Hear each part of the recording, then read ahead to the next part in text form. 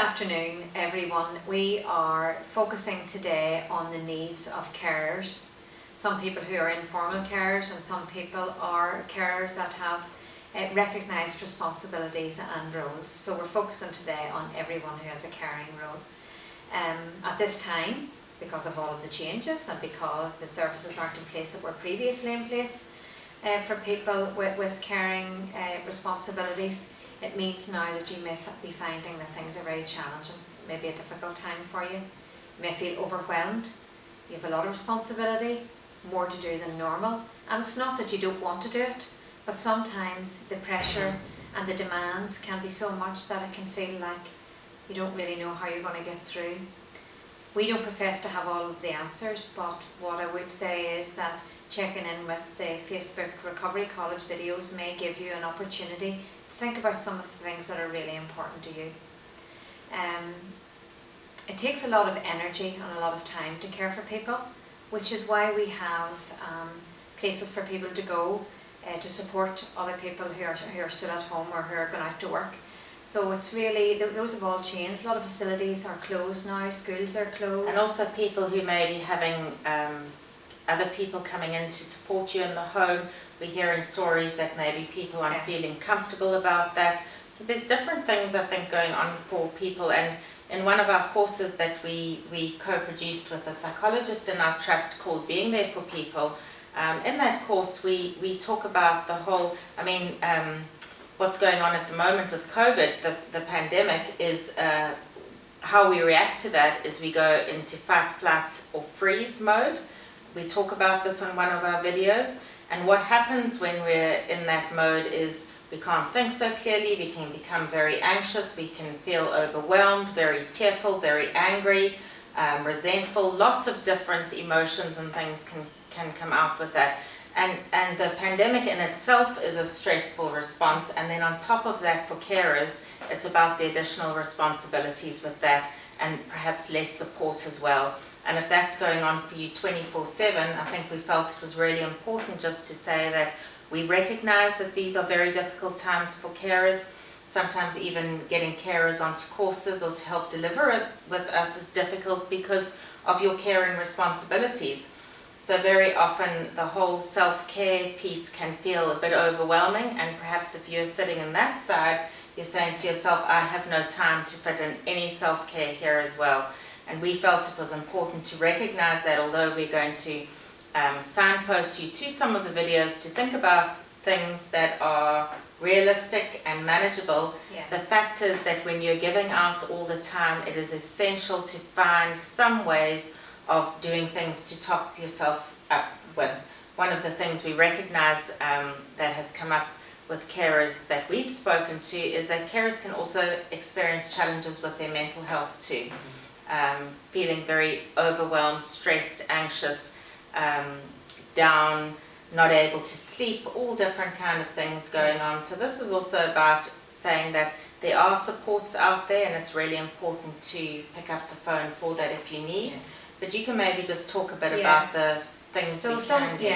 So some of the other things that we have done in our videos have been based on what we call wellness tools, and those are tools that everybody uses every day to stay well, to stay connected, to do what they need to do to get through. And on the wellness tools videos, we're talking about small achievable things that can be done. None of this is rocket science, and we're not talking about anything that is not doable at all. In fact, our work is very much focused on what you can do. So with this can-do approach, we would be thinking about things that are small, achievable, but make the greatest difference. Creating some space in your life. Another thing that is really useful when you are caring for other people and you can feel overwhelmed and stressed is taking time out. Even though that can be very challenging and difficult to organise and arrange, if you are looking after somebody, it's important to maybe think, can you take some time in the day? We don't mean long periods of time, 5 or 10 minutes at a time, and negotiate relationships at home. If there are other people living there, to be able to have that 5 or 10 minutes, taking that space and time for yourself to ground yourself, to sit down, to reflect, to have a cup of tea, even maybe a space that you have created in your own home for yourself, like a chair in a particular place, maybe in the dining room, in your room, somewhere where it's quiet in the house that you can go to yourself and it can be your identified space. So something like that, that's what we're talking about. We're talking about wellness tools, small achievable things to give you space, and will actually help you to feel a bit more empowered around that fight, flight or freeze response that you talk about, Lisa, especially in the Being There for People course. When that happens, it's very difficult sometimes to calm yourself down, to soothe your system. So having a safe space to go to, or even out in the garden while the weather is very good at the minute, grounding yourself out in the fresh air, taking that time out to yourself, doing things, as Lisa says, to top up so that you can feel more able for what's ahead of you and what you need to do to manage your day and get through each day. And that's why we recommend that any wellness tools that you do think about are small, achievable, but have really good benefits for you, and they're individual. Not everybody's will be the same. It's about looking at what's important to you, and self-care is absolutely important. You talked about sleep there and the difficulty maybe getting the sleep that you need if you have a 24-hour caring role and responsibility. And I think at the moment it's just about getting through the day. Yeah. This is not about setting huge goals or anything. It's literally taking care of the basics and trying to put some things in there. Yeah. And we talk about one of the week's compassion and self-care and how they're linked. And it's really important as a carer that we bring compassion to ourselves. Often hear carers talking about feeling guilty. Often carers actually don't take time for themselves because they've always been in caring roles, and can feel guilty almost for having those little bits of time to themselves. But really, if for any of us really who have to give, which is all of us, you have to be topping up and just putting in things that are doable for you, and bringing that compassion to yourself, and that can't be separated from self-care. Absolutely. So we have videos, as we've already said, on Facebook, and they are focusing on wellness tools, managing anxiety. Connections will be coming next week. We've already looked at getting through the day, taking a day at a time, and what that means for you, and incorporating some daily maintenance into that, like a program, a routine, a structure that works for you.